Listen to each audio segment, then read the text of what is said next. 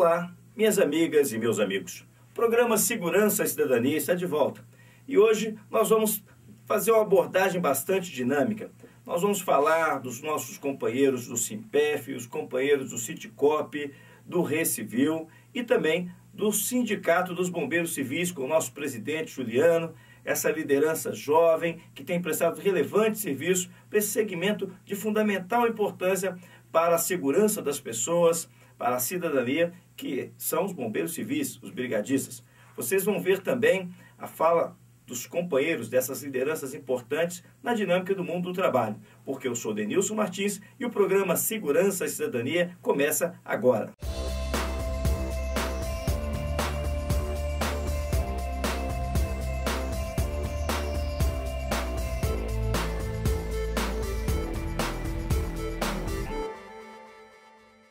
O tema que vamos abordar hoje está hoje na cabeça das pessoas. A preocupação com acidentes, a prevenção a sinistros e também, é claro, o transitar em shoppings, as pessoas estarem em ambientes seguros.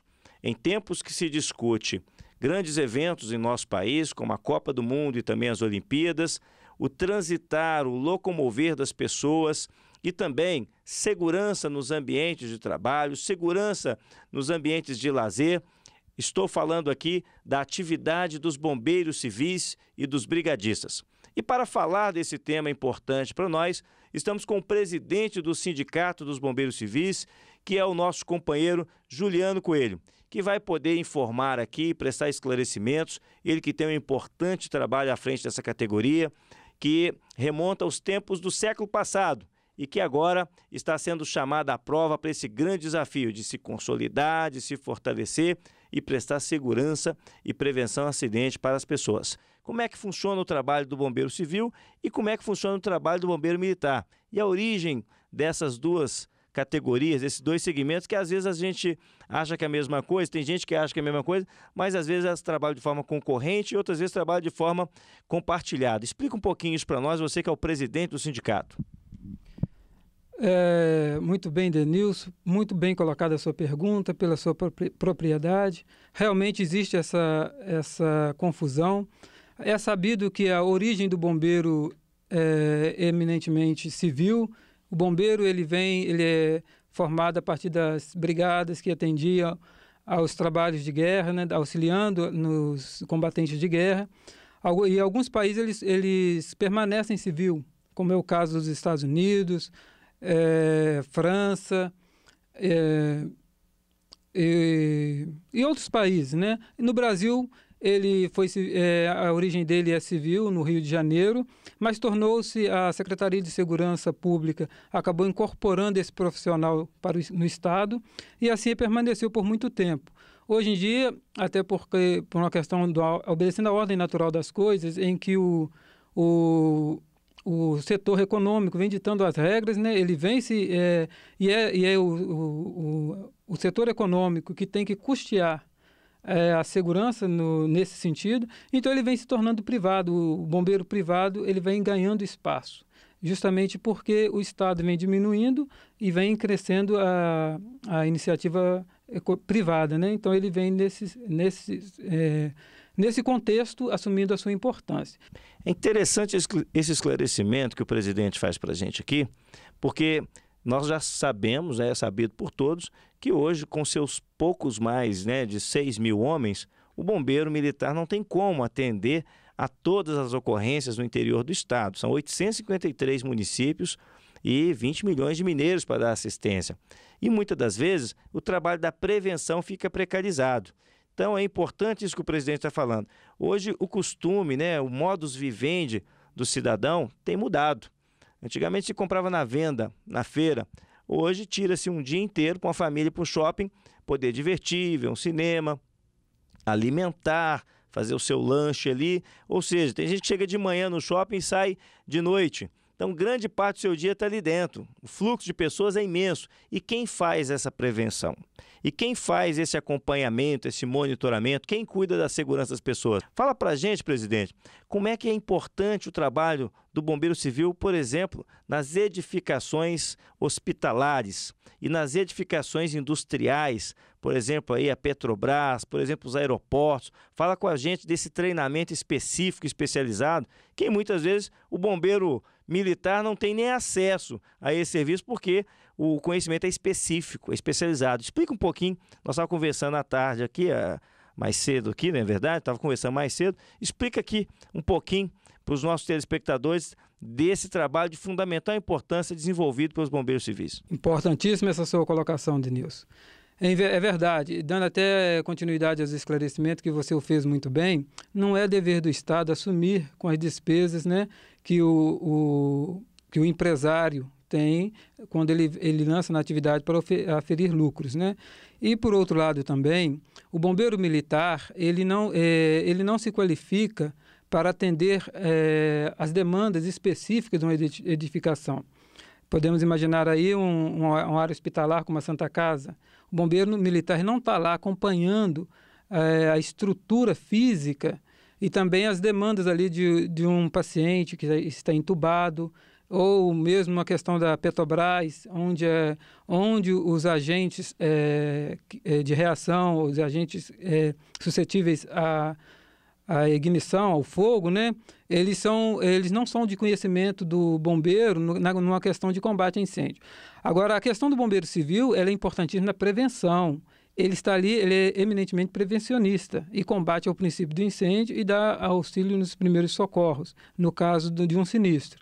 Então, quando ele está fazendo a prevenção, tomando conta, dando conta ali da manutenção dos equipamentos de prevenção e combate a incêndio, esse trabalho é fundamental para evitar que o sinistro aconteça.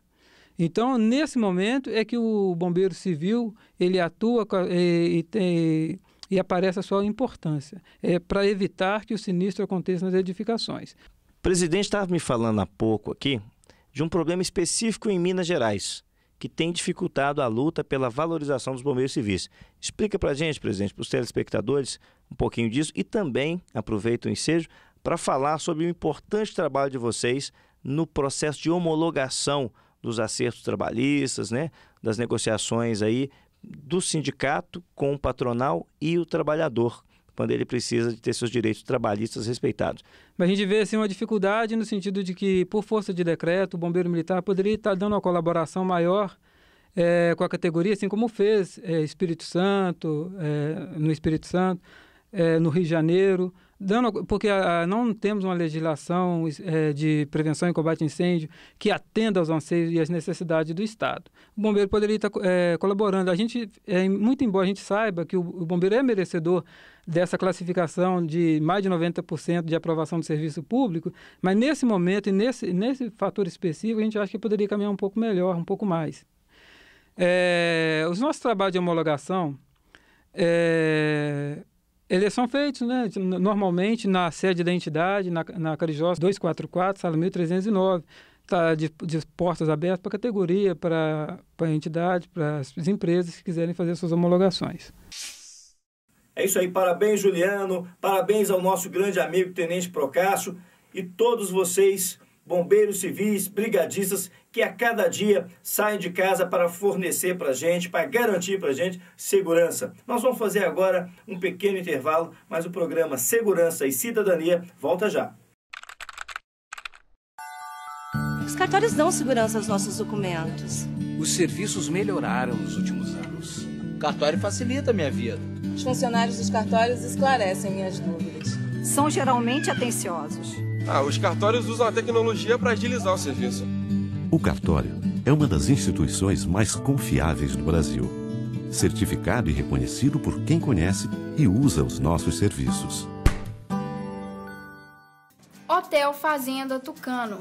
Situado no município de Capim Branco, a 45 quilômetros de Belo Horizonte e a 25 do Aeroporto Internacional de Confins, com uma estrutura de 300 mil metros quadrados para seu lazer e descanso, com apartamentos de alto padrão, telefonia celular e sossego para o seu descanso. Ligue agora e faça sua reserva. 2516-2887. Ok, de volta aqui com o nosso programa Segurança e Cidadania. Agora é o nosso momento intersindical. O nosso momento das parcerias com os companheiros do mundo do trabalho, os companheiros do Simpef, companheiros do Sindicop e do Recivil.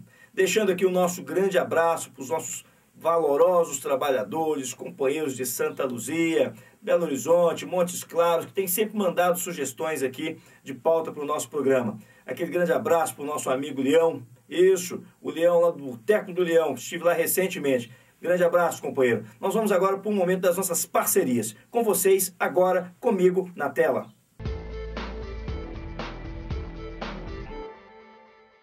Companheiros, estamos aqui mais uma vez com a fiscalização que o Sindicop vem fazendo ao longo do mês, com nossos fiscais de trabalho que estamos aqui. E estamos aqui mostrando para vocês uma obra que está para começar, que é a sondagem do Metrominas Belo Horizonte. Que o sindicato está preocupado demais com a segurança dos trabalhadores, não só com a segurança dos trabalhadores, mas também com os usuários, os pedestres que passam na região. Como podemos ver aqui atrás de mim aqui, estamos uma sondagem que é onde a Progel está fazendo, que está tomando bastante cuidado em questão da fiscalização, da segurança e cercar a obra para que não venha acontecer acidente, tanto com os nossos companheiros da construção pesada, quanto com o pessoal usuário da via. Vou perguntar aqui o nosso companheiro Washington, posteriormente vou perguntar ao nosso companheiro PC, como que está sendo feita a fiscalização no centro, nas obras que está para iniciar, porque hoje o estado de Minas Gerais virou um canteiro de obra. E estamos chamando bastante atenção por aumentar bastante obra no estado, automaticamente o índice de acidente tende-se a aumentar. E nós estamos muito preocupados com isso, para que não ocorra esse aumento. Aumente sim as obras no estado, não o índice de acidente. E hoje, como está sendo feita a fiscalização, não só aqui na obra do Metrominas, na sondagem, mas nos outros canteiros de obra, na questão da segurança do nosso companheiro. Estamos dando prioridade para a sinalização, não só para os funcionários da construção pesada, que os que estão prestando serviço à Progel, mas também para os pedestres. Então, estamos aí acompanhando não só essa obra aqui, mas como acompanhando todas as obras de Minas Gerais, priorizando isso, a segurança do pedestre, a segurança da população contra a segurança dos nossos trabalhadores, colaboradores do sindicato. Estamos aqui com o Edivaldo, nosso diretor do Sindicop, com o Washington, meu companheiro de serviço, fiscal de obra, aqui no centro de Belo Horizonte, fazendo uma visita de rotina nessa obra, como vocês estão vendo aqui atrás, a Progel que está executando a obra. E, assim, é para manter a segurança do trabalhador e também dos pedestres, né? Então, a gente vem para estar sempre olhando os dois lados da coisa. Então, companheiro, continuando aqui, nós pedimos aos companheiros, qualquer obra que estiver ameaçado a integridade física do nosso companheiro da construção pesada, entre em contato com o Sindicop, que o Sindicop irá fazer a fiscalização e tomar as medidas cabíveis. Então, aguardamos aqui vocês para o nosso próximo programa com novas novidades para vocês. Olá, começamos agora mais um Momento Recivil. O tema do programa de hoje é a adoção. Centenas de casais em todo o Brasil sonham em adotar uma criança, seja pela impossibilidade de gerar os próprios filhos ou por outros motivos. Para falar sobre esse assunto, recebemos a advogada e professora da Universidade Federal de Ouro Preto, Yara Antunes de Souza. Bom dia, Yara. Bom dia, Renata. Yara, até bem pouco tempo, o processo de adoção no Brasil era visto como difícil e burocrático. Com as mudanças na lei da adoção, como que você avalia esse processo hoje no país? Bom, quem regula, né, o procedimento de adoção no nosso país é o Estatuto da Criança e do Adolescente. E essa lei é de 1990 e é tido como uma lei avançada, uma lei de vanguarda. Contudo, mesmo com as modificações em 2009 no procedimento de adoção, nós temos que a legislação ela não consegue ser efetivada. Ela encontra vários entraves burocráticos. É por isso que as adoções não são feitas a contento. Às vezes isso é até necessário, para que se possa apurar realmente a necessidade ou a viabilidade da adoção naquele casal.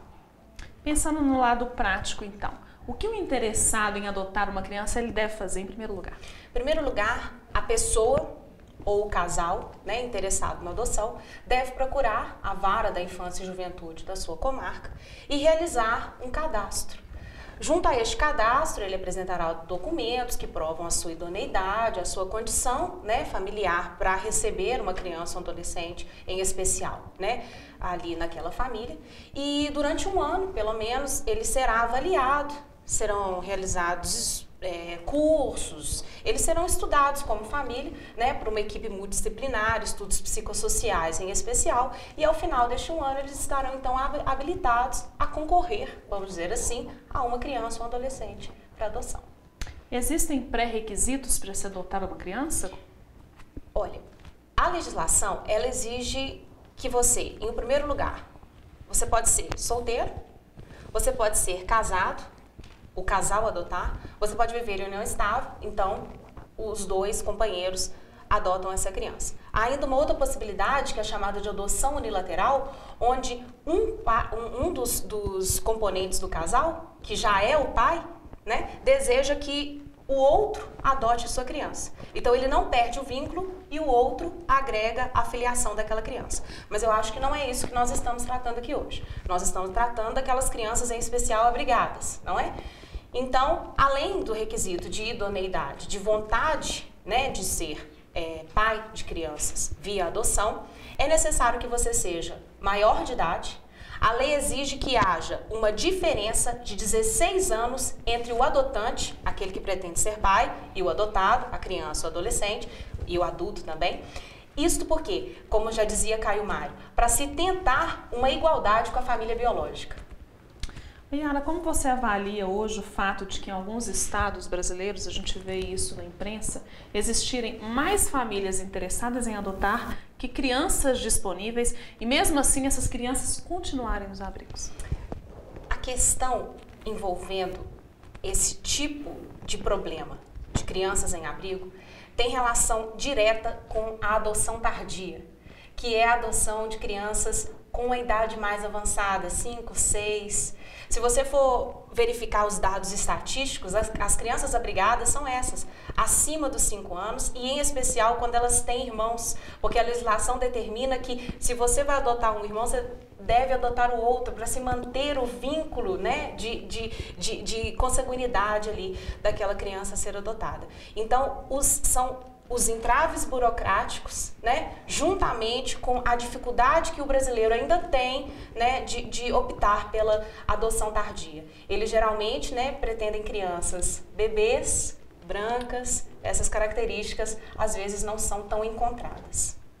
E me diz uma coisa, Yara, o adotante, aquela pessoa interessada em adotar uma criança, ela pode recusar a criança? Durante o processo de adoção, eu não falaria especificamente em recusa, mas numa incompatibilidade de adotar aquela criança ou aquele adolescente especificamente. Isso é avaliado porque exige-se, né, durante o processo de adoção, um estágio de convivência do casal ou da pessoa que quer adotar com aquela criança.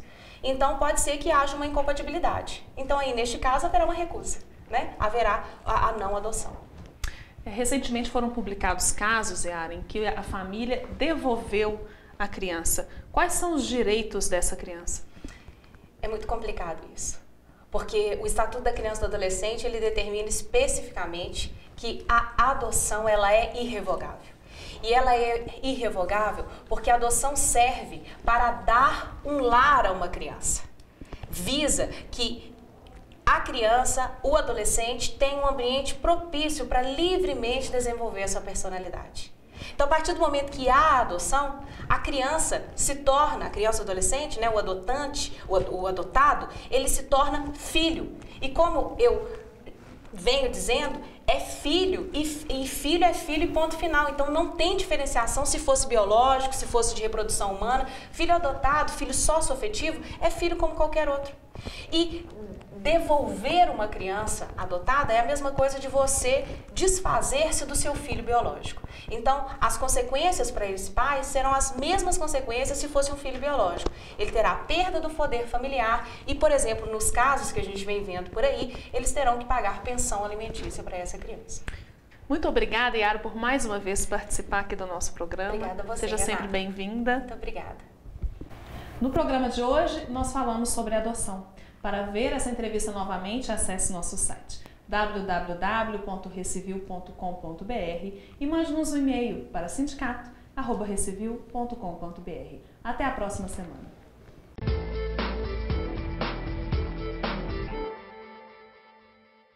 Os policiais federais de Minas Gerais realizaram na última semana mais uma passeata em virtude do movimento de greve na luta pela valorização da carreira e a reestruturação salarial. O movimento é uma reivindicação ao reconhecimento do trabalho dos agentes, escrivães e papiloscopistas da Polícia Federal. O protesto é uma crítica à desvalorização em comparação aos outros cargos do Serviço Público Federal. É um grito de valorização e de busca de uma igualdade dentro da própria PF. Por quê? Nós temos 5 cargos de nível superior, policiais, mas somente 2 são remunerados como tal. Então a gente busca uma agenda política, um processo de negociação democrático, onde se consiga corrigir essa distorção que acaba tendo um sintoma de desmotivação e de evasão desses 3 cargos. Ou seja, o MPOG hoje já aponta 200 a 250 policiais deixando a carreira por ano e é o retrato dessa desigualdade, dessa distorção que a gente tem que corrigir. A passeata teve início em frente à Superintendência Regional, em Belo Horizonte, na região oeste da capital. Os policiais desceram a Avenida Raja Gabaglia, em direção à Assembleia Legislativa de Minas Gerais. E em meio a buzinas e demonstração de respeito pela instituição, os federais contaram com o apoio de quem passava pelo local. A segurança pública ela é feita, dirigida para a população. A sociedade é quem paga a conta e, na verdade, tem que estar dando conta do dinheiro que é investido. Se esse dinheiro, de fato, é utilizado de forma efetiva para o combate ao crime organizado e para a garantia da segurança, ou se é um dinheiro que está sendo desperdiçado, muitas vezes mal empregado e com a remuneração inadequada dos envolvidos. Então, a discussão com a sociedade é justamente porque é quem é o cliente do nosso serviço, para quem nós trabalhamos. Durante a manifestação, os grevistas carregaram um piano. Segundo eles, uma alusão aos que realmente fazem a Polícia Federal funcionar. Quis mostrar para esse pessoal que quem carrega o piano na Polícia Federal somos nós, agentes, escrivães e papiloscopistas.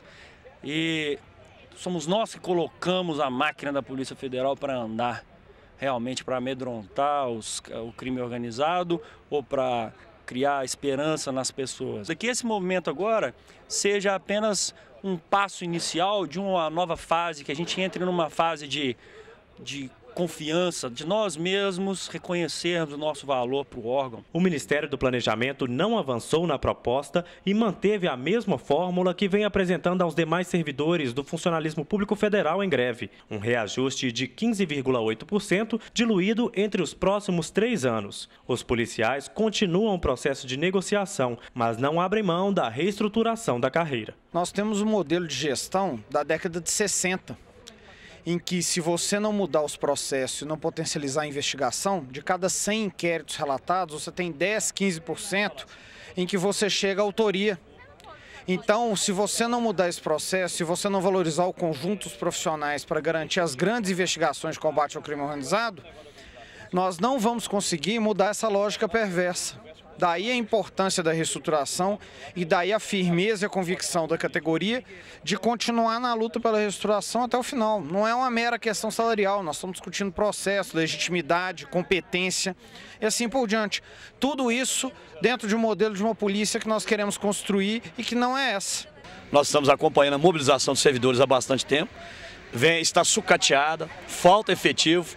E há também uma discriminação em relação a outros servidores federais, com relação à questão da remuneração. E isso é de fundamental importância. Não há como o servidor trabalhar de forma satisfatória, vendo outros servidores federais ter uma carreira muito mais promissora, melhor remunerada, enquanto outros estão na ponta da linha, quebrando pedra, né? O serviço de polícia é um serviço muito árduo. E, na maioria das vezes, ele não é enxergado com os olhos de quem é o patrão. No caso da Polícia Federal, do governo federal.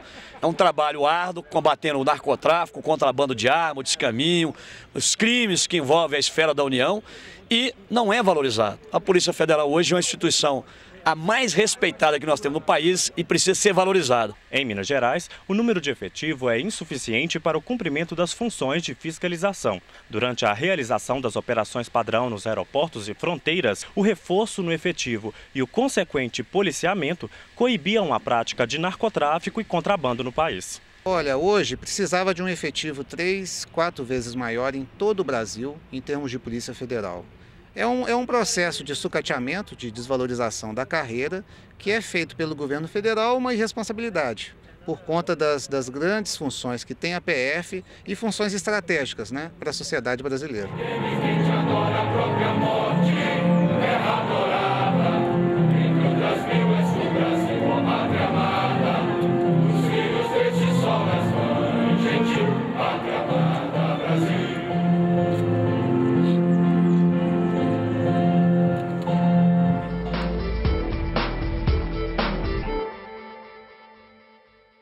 Muito interessante essa fala dos companheiros aí. A Polícia Federal ainda está em greve, não negociou com o governo federal. É um impasse instalado porque, infelizmente, o governo tem que entender, a importância desse trabalho fundamental que a Polícia Federal exerce hoje. Sem o trabalho da Polícia Federal não tem controle da corrupção, não tem uma repressão qualificada. Esperamos que possa iluminar, né, que os bons ventos possam conduzir a ministra do Planejamento, o ministro da Fazenda, para que tenhamos um acordo, para que tenhamos uma solução desse problema que é grave. Vamos fazer um breve intervalo, mas o programa Segurança e Cidadania volta já. Empréstimo rápido para os policiais civis e demais servidores da segurança pública é com a Coupcesp. Até R$ 1.500 em 3 parcelas iguais para pagamento de IPVA a juros de apenas 1% ao mês. Informações na sede da Coupcesp, Rua Uberaba 315, Barro Preto, Belo Horizonte. Empréstimo rápido para os operadores de segurança é com a Coupcesp. Ligue agora 3227-5529 e seja um cooperado.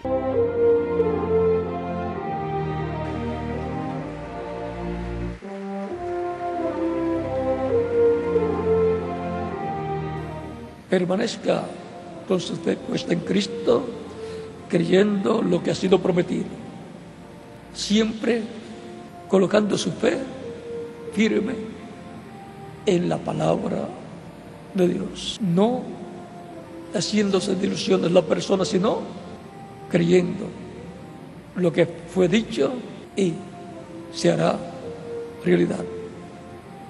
La paz no puede ser impuesta, y más que un anhelo es una necesidad. Então, meus amigos e minhas amigas, o programa vai ficando por aqui. Foi muito dinâmico, muitas falas importantes, né? Muitos assuntos, muitos temas que mexem com o dia a dia da gente. Essa informação séria aí trazida pela Polícia Federal, pelo SINPEF, também dos nossos companheiros do Citicop. Nós estivemos visitando algumas obras esses dias, acompanhando aí a segurança do trabalhador, acompanhando aí a dinâmica dessas obras. A gente vê a importância deles no dia a dia. Nós, na semana que vem, vamos dar sequência a esses debates. Vamos dar sequência à atuação, inclusive, da Assembleia Geral dos companheiros do Serjusmig. Corre o risco de entrar em greve também dos trabalhadores da Justiça.